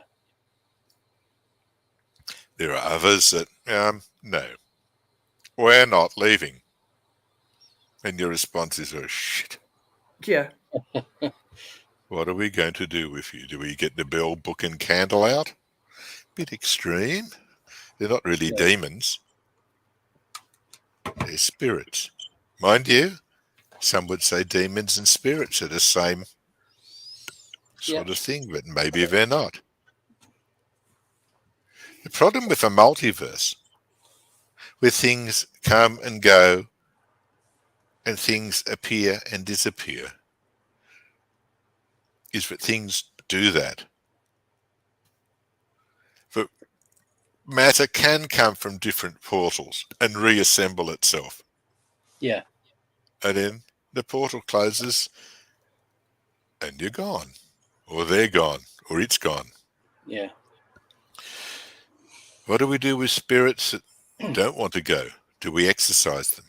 Do we burn down the house? Some societies do that. Yeah. In New Zealand, if a person gets murdered, you watch it on the news, Yeah. the locals burn the house down. And that's even in the white neighbourhoods. They'll still burn the house down to exercise. Very It's a bit extreme. radical. Yeah. Yes, very radical and a real pain in the bum if you're a landlord. Slightly, yeah. Slightly. As I said, I'm not an authority on spirits. I have done a few talkback programs over the years. Even in the 1970s, I did talkback programs on spirits. Yeah. And mainly people just rang saying, I was lying in bed, I was missing Nana or somebody. Nana gets into lots of stories. And she came to the foot of the bed as a glowing orb or I could swear she was there. Yeah. Or I could smell her perfume coming in the room. That unique smell of old Nana and perfume. There's nothing else like it. I don't think they've ever bottled it, but I'm sure if you did, people would just go uncomfortable and happy now. Yeah. Maybe somebody should bottle old Nana and perfume. Yeah. Then put it in a cushion so you can just sort of snuggle in. Our noses are very important. They bring back memories. Lots of memories. Oh, yeah. Sometimes not very good ones. Yes, true. Your noses are fun. Every part of our body can be used to bring back a memory. Yeah, A feel, a smell, a touch, a noise, a piece of music. We're very receptive creatures. Yeah. So spirits again, do they appear to you as a noise, as a light, as a total human? I don't know if it made any sense. I think it was to Nick. I'm not sure for that question. Yeah, nickname. No, I can't remember who it was now. Sorry, I've taken the question off now. Someone in the chat. Yes, we'll just stick with that. I think it was Rick. Oh, Rick or Nick? Oh, well. No, it was Rick Allen. Sure it was. I hope that helped explain something. Yes. Yes. The problem with the multiverse is it's all intertwined. They all start becoming each other. Yes. Right. Next question, please. Next question from V. Does George have any stories about the Hawkesbury River Monster? Please, thanks, V. I've had a few reports of a Hawkesbury River Monster. He's going to be in my next series of books, but I don't have many. Problem I found with a lot of books on subjects, some are too localized. Yeah. Oh, the Hawkesbury River is a big flooded river plain north of Sydney in New South Wales. It has legends of a river monster in Aboriginal mythology. It also has colonial sightings and other sightings, latest one being 1977. Right. Yeah. I've published on them, but there aren't many. I've found over the years, because I've had to read a hell of a lot of books to get a hell of a lot of data, is that a lot of authors just keep borrowing everybody else's data. So it's the same story doing the rounds. And it's sort of, oh, here we go again. Bloody hell. It's this again. Yeah. My books do contain the this agains, but they do contain a hell of a lot of where did this come from? Yeah. Yeah. They're the best ones. Yeah. Yeah, instead of, Definitely. as I said before, 17 pages for note, 38 pages for note. You get 8 bits of data out of a paperback. And it's sort of, I didn't want a travelogue that detailed. I just give you data. Yeah. Yeah. Enormous quantitative data. And it does drive some people. I did remember one person in New Zealand writing saying he'll never get those hours back. And I wrote back to him saying, you still spent hours reading it. Yeah, exactly. Why didn't you just put it down? Yeah. Yeah. They didn't answer me. No. Just too busy reading. He's too busy reading it. Yeah. My books do take hours, sometimes longer. My average book's 300 to 400 pages. I think that's a good size of book. It's not too big. It's not too small. I do have books up to 1,700 pages on the net. Yeah. Can't really put that into a paperback. This new monster of 7,500 pages. Can't do it as one book. So it's 22. Nothing like it's ever been published on Phenomena. Does that come with wheels and a handle? Only if you want to put it on. Right. I might even start doing some books in hardback. Yeah. I can do that now. But I've still got to publish these ones. Yeah. Right, question. Next question. Richard Crooks is asking, what does George think is going on at Skinwalker Ranch? You know what? I don't even read about Skinwalker Ranch. I know I'm sorry. I should be totally up to date on Skinwalker Ranch, but it's so heavily publicised and so heavily written about. It goes into my everybody's writing and filming about it. I'll stick to everything else. Yeah. Yeah. I'll stick to the lesser celebrities. Yeah. Yeah. You know, the few reports I've seen, and they're once again slight rehashes again. Is it demonology? Is it ufology? Is it all of the above? Is it an ancient American First Nations curse manifesting? You've got all of these options, all apparently, and I use apparently a lot, apparently into one place. I'm not good at Skinwalker Ranch. I've got friends who know everything about it. Yeah. I don't even think I've got one book on it, though I've read bits and pieces on the internet over the years. Yeah. Yeah. Sorry, I have to find an answer I'm good at. We might find one. Try the next one. That's the beauty about this subject. It just keeps, there is so much. Yeah, there is. And no matter what you've written, there is so much. There is so much more. Yeah. Yeah, once you go into micro details, we could go to your local little village down the road and you might be able to write an encyclopedia. Yeah. Once you start digging a bit. Mm. And remembering, but making sure Nana writes down the bloody date and where it was. Yeah. And what it was. She's hanging the washing out. Yeah. Because anything can happen and anything happens. Like the English Bigfoot. I have got reports of it. Yeah. I might write a pamphlet on it, but I won't have enough for a book. Yeah.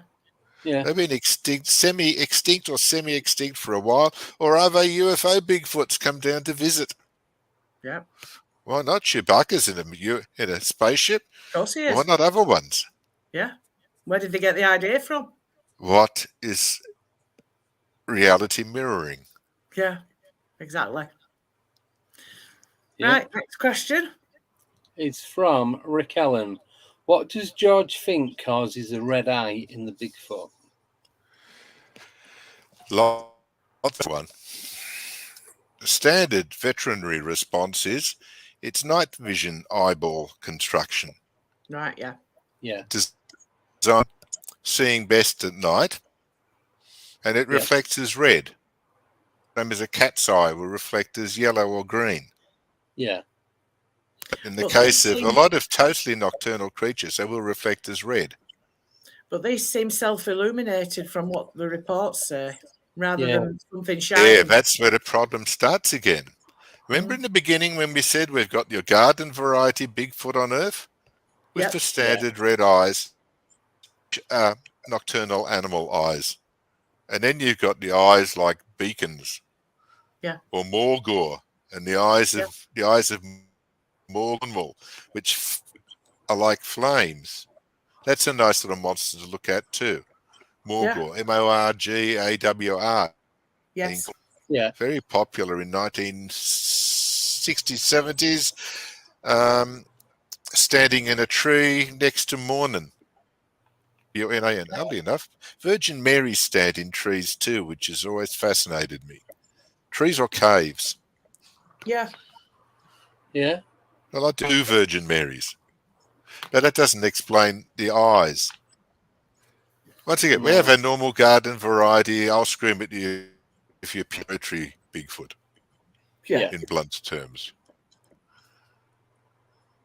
Then you've got the Wendigo. You just Bigfoot. That's where you get the really scary eyes. And that's over a lot of other areas of North America. The same reports in Australia and other Bigfoot loving areas. Of eyes, sometimes green. You know what? I don't think we've had any blue ones. Bright green, bright yellow, or bright red. The red might just be the night vision thing. Right. But when you're out there in the bush and you're suddenly startled by it, it will appear brighter. Do you know what I mean? Yeah. You've got a startle reflex going on. You've got an adrenaline up. Everything is peaking.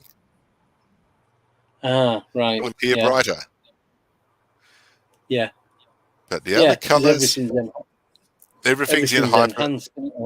Everything's enhanced hyper realism. Yeah. The other colours, they could be more of a metaphysical side. Right. So I must admit, many years ago, I was driving late at night, and I was a passenger late at night for a friend near a little place called Gundagai in New South Wales. It's 2 a.m, the witching hour, they say. And oddly enough, for UFO hour in a lot of cases, and Bigfoot hour. Yeah. The fences are down, and we're getting drowsy, and we're heading into that shadow world. And I could swear I saw a pterodactyl hanging off with the brightest green eyes I've ever seen. Yeah. The funny thing is, my mate saw it as well. Right. She did to rationalise it away. We're too tired. We're hallucinating. I drank too much. Yeah. It wasn't actually. As I said, we got that thin border between all these different multiverses.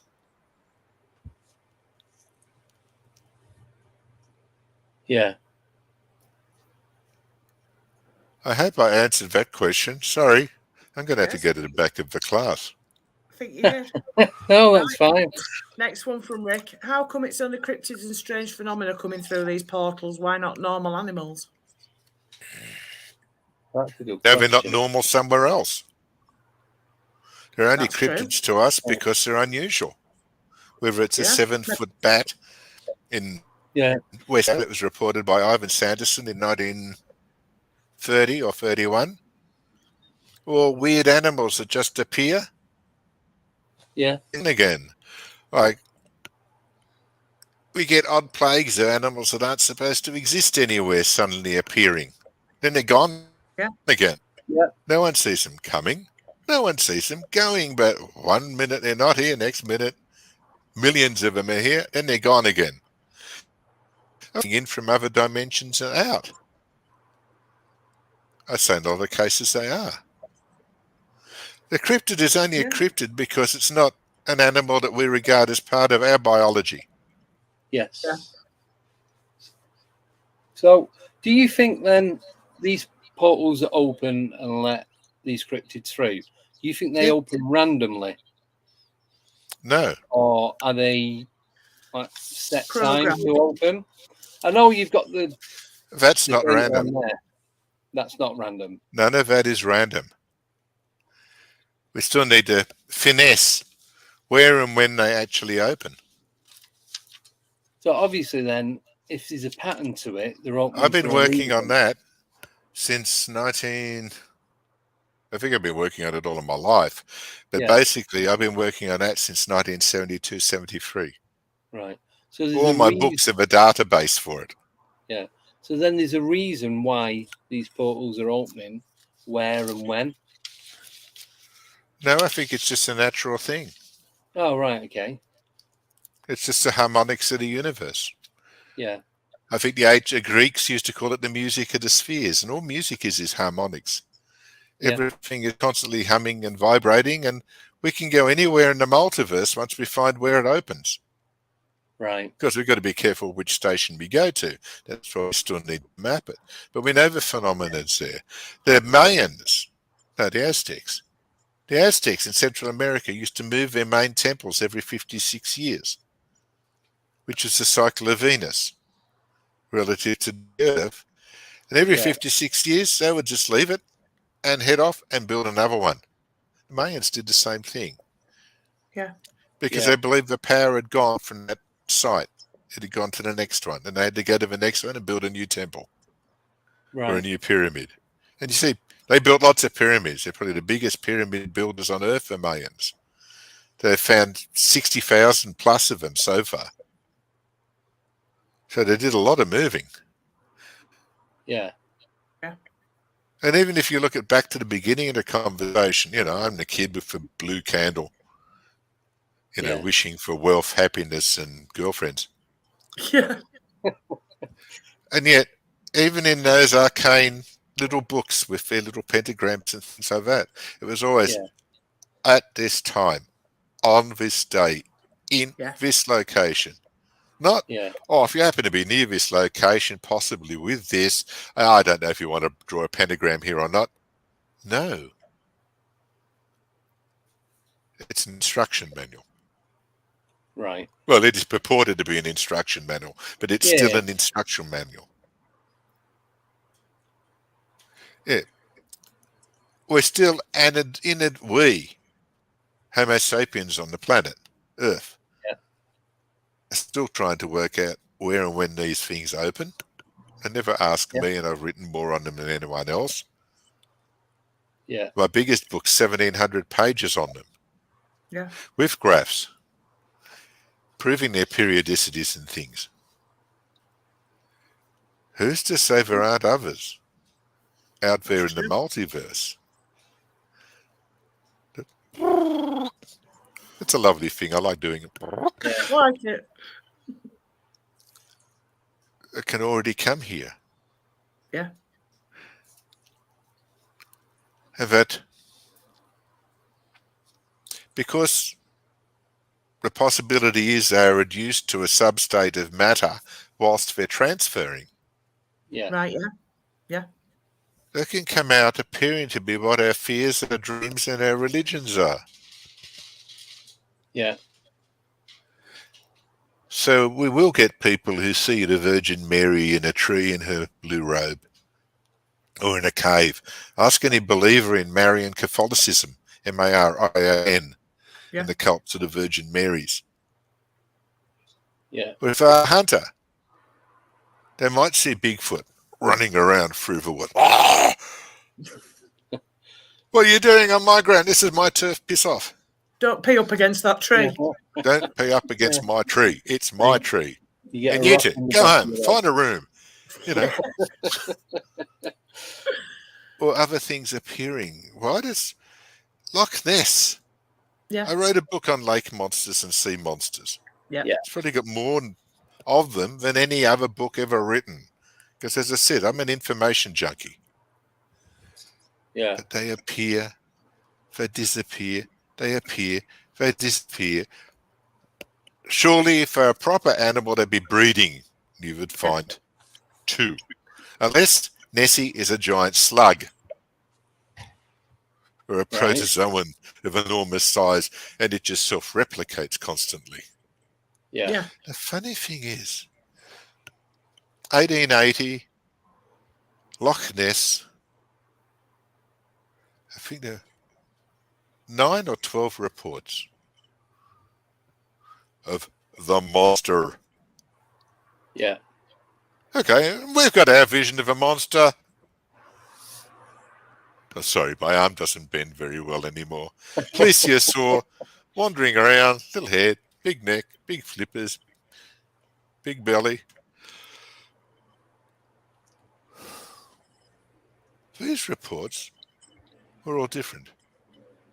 Right. All different. That's where it gets interesting. Yeah. Why are some people seeing giant frog-like things on the bottom of a loch? It was the first time a person had ever gone down in a diving suit. And he quit the job that day when he got back up. He saw giant frog-like amphibians down under the water, and that was it. No more. Yeah. Thank you. Bye. Yeah. And others saw giant toads or big lizards. And one, a plesiosaur or plesiosaurian type creature, which recently they worked out can be freshwater as well as saltwater. Right. But Loch Ness is also joined to the sea. Yeah. On the right-hand side at Inverness. It can go that way. These days, it can take the Caledonian Canal on the other end as well, if I remember rightly. Yes. What is it about phenomena? And that's where we're going to come to for the end bit of this.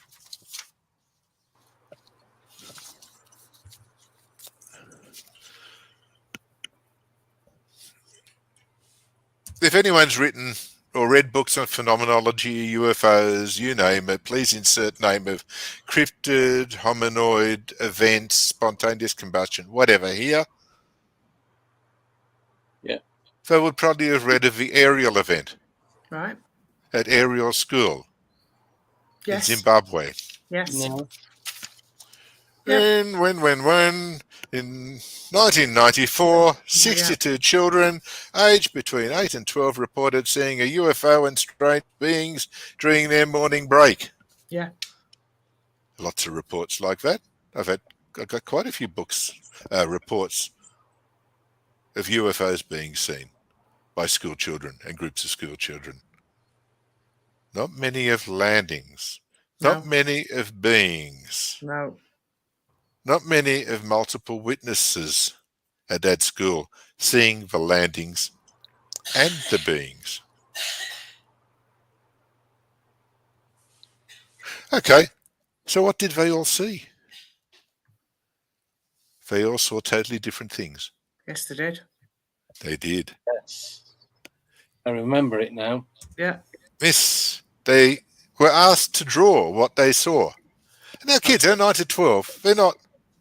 That's what Lottie's just said. That's it. That's what Lottie said. I read that as you were saying it. I love this. Come back. I love it because it's a subjective nature of phenomenology.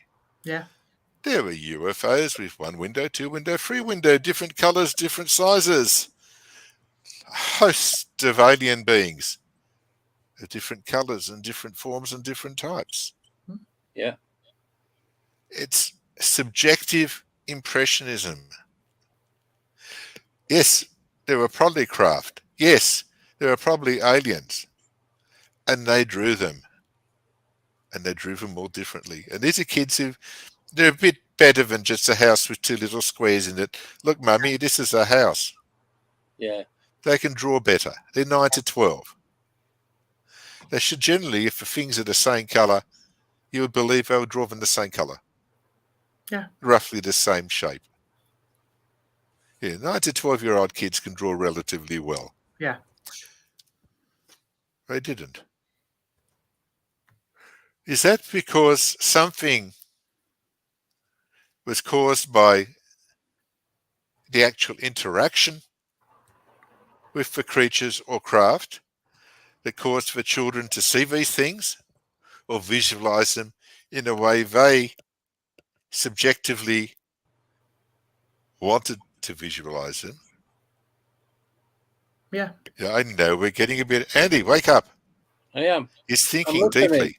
It's not He's thinking thinking deeply. Fell deeply. asleep.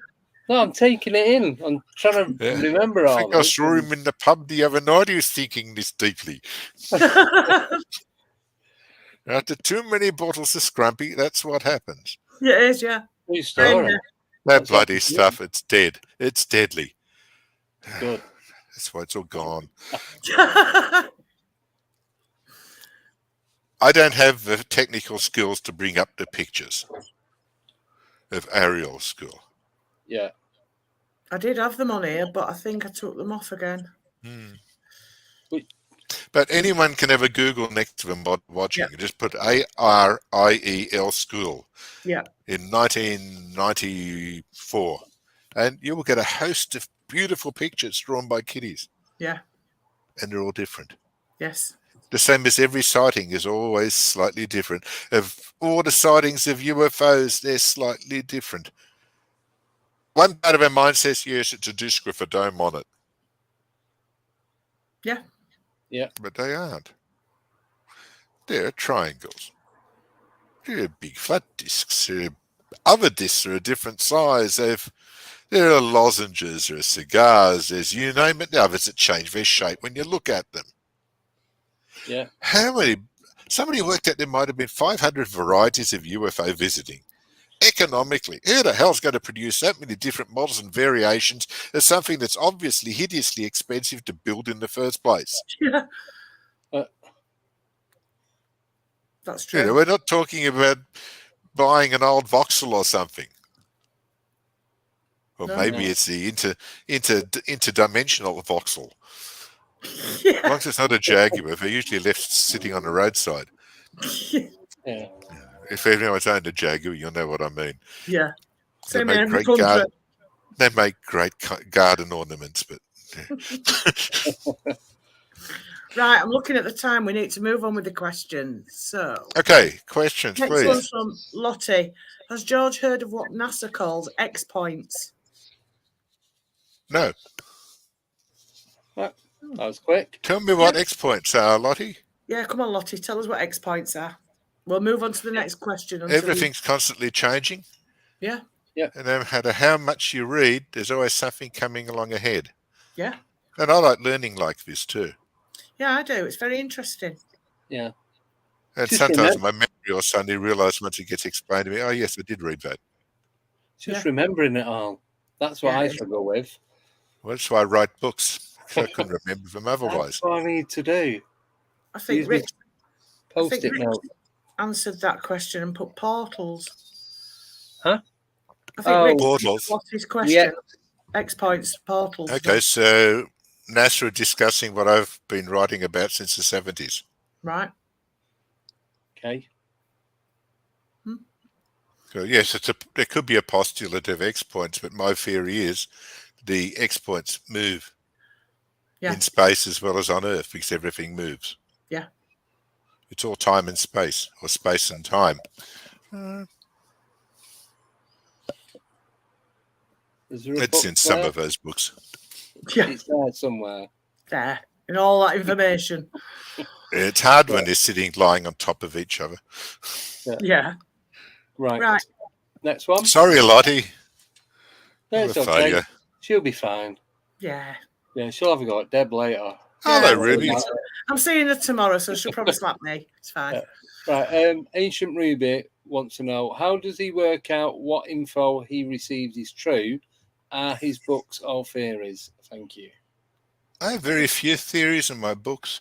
I'm trying to write one on my theories. I got to 30 pages so far as part of a biography. And this is courtesy of you two, Right. Andy and Deb.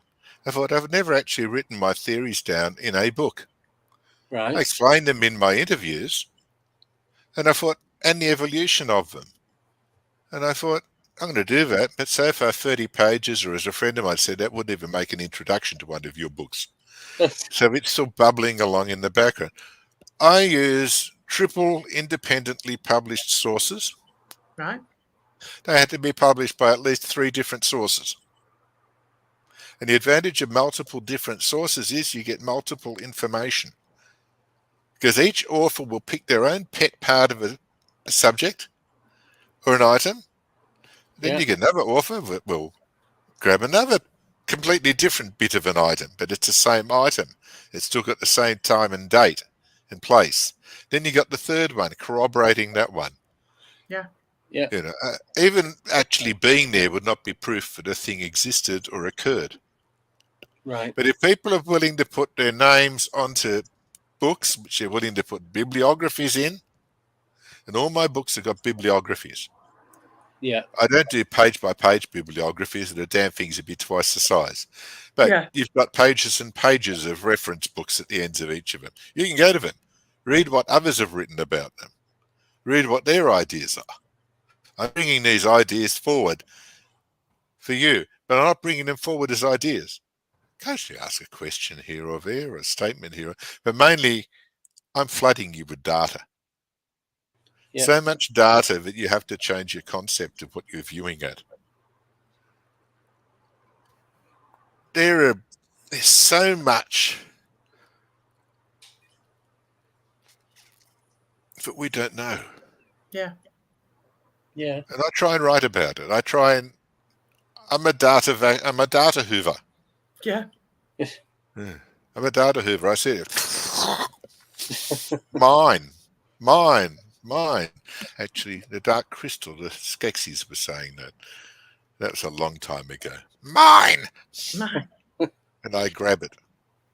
And then I check it against the other ones. And sometimes it's crap. Yeah. Yeah. And a lot And of other times it isn't. Yeah. It is validated by the evidential data that comes with it, and the patterning itself that comes with it.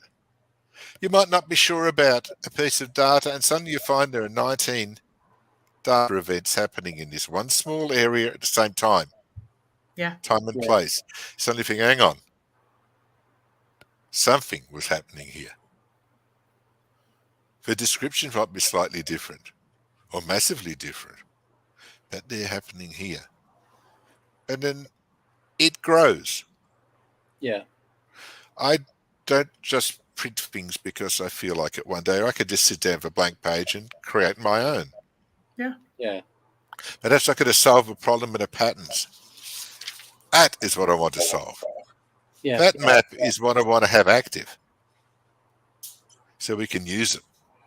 I'm not going to put erroneous data in there to create an active map of the multiverse or how to get there.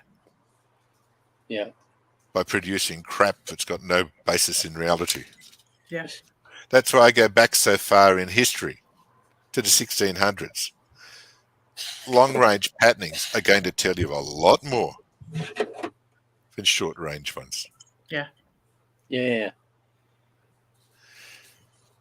You have to have the context. The context is there. No context, it's just something. Yeah. Or nothing. The context validates the observation. How did we go with that one, Ruby? I think that went all right. Yeah. I'm just I going to think so throw. too. I'm just going to throw this one up off Space Cadet. Yes. X points are hidden portals in Earth's magnetic field. Aha. Yeah. That's a good theory. Yeah. That's what these are. Yeah. There you go. Electromagnetic fields that Lots influence a quasar vacuum. But Lot- I didn't want to discuss quasar vacuum today because people glaze over when they get to it. I did a show in the States a few weeks ago on quasar vacuum. Lottie also wants to know if you can have a... I love that. But if we're leaving, it'll be... Yeah, I like the going away one as well. Yeah. We're the Jetsons. Yes, well, whatever. Can we have a Chewbacca noise as well, please? What was that? Chewbacca Oh, noise. Chewbacca. Yeah. It's always great. I love it. I love being interviewed by Absolutely you love two. And I made this one very simple instead of last time. I We didn't enjoyed discuss it. quasar Yeah. physics once. It's been brilliant. When we come off last time, I was just like, I don't even know who I am anymore. It was just information overload. I had no idea what was going on. The advantage of my books is you can eat bits of them at a time and then just put them down. Yeah, that's true, yeah. Absolutely. Have a cup of char, a nice arrowroot biscuit, And consider whether you want to finish reading it or not, or whatever. Yeah. What I'm going to have to do, because we are running out of time. Yeah. Copy the questions for next time you come on. Yeah, we'll have to have George part 3. Have you got them all? Yeah. Good. Right. That because there's 5 questions. I know we're not going to get them done in an hour. Right. That's fine. No offense to anyone, but yeah, we don't like the little short yes/no answers, do we? Really? No, we're like. Well, I did give one. Oh yeah. We'll let you have one. I'd rather tell people I don't know if I don't know. Yeah. Oh yeah. I could have sat here and let's bullshit an answer. Yeah. And go, well, and then blah, blah, blah, and pick up things from left and right brain and off. And it sounds theoretical, but, we're not doing philosophy today. No. We're not. No, not or economics. Not on a weekend. No. It's been great as usual. I've loved it. Yeah, me too. I love you coming on. It's been brilliant. You can go off and have a fag now. Well, not me. I gave up in 94. There you go. I'll have one for you. See, I'm clean. Have a couple. I've never smoked. Thanks. You're lucky. Yeah. I used to smoke like a chimney. Couldn't afford it, even if I wanted to. I know. Yeah, I can only afford it if I get cheap backer. Okay, work out a time when you want me back again, or bolt the door if you don't want me. Oh no, we'll want you back. Well, can we give you 2 options now? It can either be December or in the new year. Whenever you want me. We've got one. Do you want me to work out a Bigfoot Christmas special? That'd be good, yeah. Do you know what? Yeah. Have him dressed as a Should we go with that? We'll do that. We'll do a Christmas program. I'll round up events that occur around Christmas. Yes, that'd be brilliant. Right. Strange events around Christmas. Some disappearances around Christmas. Ask Oliver Larch. Right. Leave it with me. I've got an idea now for our Christmas special. Right, there you go then. And you send me the date. We'll do a Christmas special. I'll message you over the weekend. Are you available this weekend for a quick I'm always chat? available for a message. Oh, last time you was off gallivanting with the missus. Gallivanting. You was going out for a weekend away. Oh, that was a while ago. Not been out since. You need to go again then. Yeah. You said like if I message you was going to be busy, so you won't be able to get back. But no, just message. I'll eventually get back to you. That's fine. I'm going to write some stuff down this weekend. Have a think. Run it by you and see what you think. Crypto, UFO, whatever. A very George Mitrovic Christmas. Yeah. Yes. It's got to be a lot like Christmas. I should have been on the radio. You should. You should still. People reckon I should have been on the stage, the first one out of town. Right. Let me put a few things together. I've got a really good idea. Good. Yeah. I'll see you in December. Be awesome. You will. Yeah. 23rd it'll be. The 23rd of December. It'll be 24th for you. Oh, okay. Is that okay? It's Christmas Eve. Early morning. Well, it'll be Christmas early morning, the day before Christmas. Christmas Eve, yeah. The 24th, yes. If not, we could probably do the week before. Yeah. Week before is probably better. Most people will be racing around doing their shopping. Yeah, probably. Actually, getting the pud, trying to find too. those last few gifts that they forgot about till that moment. Give me 1 second. I'm just going to have a quick look on the calendar now.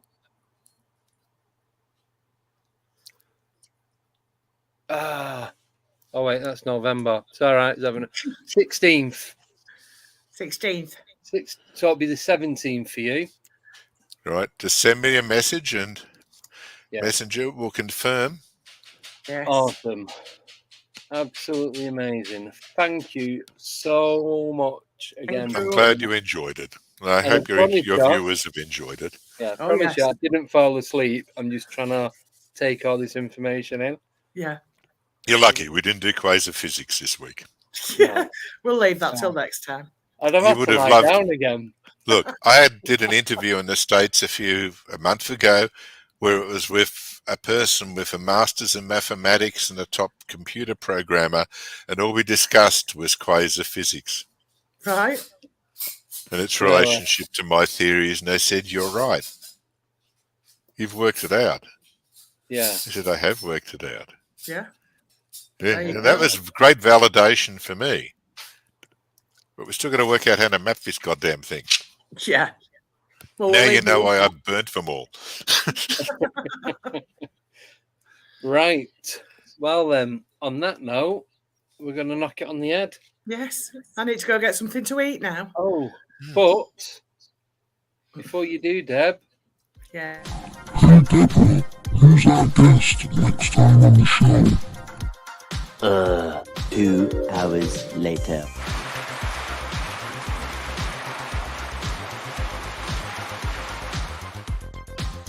I have no idea.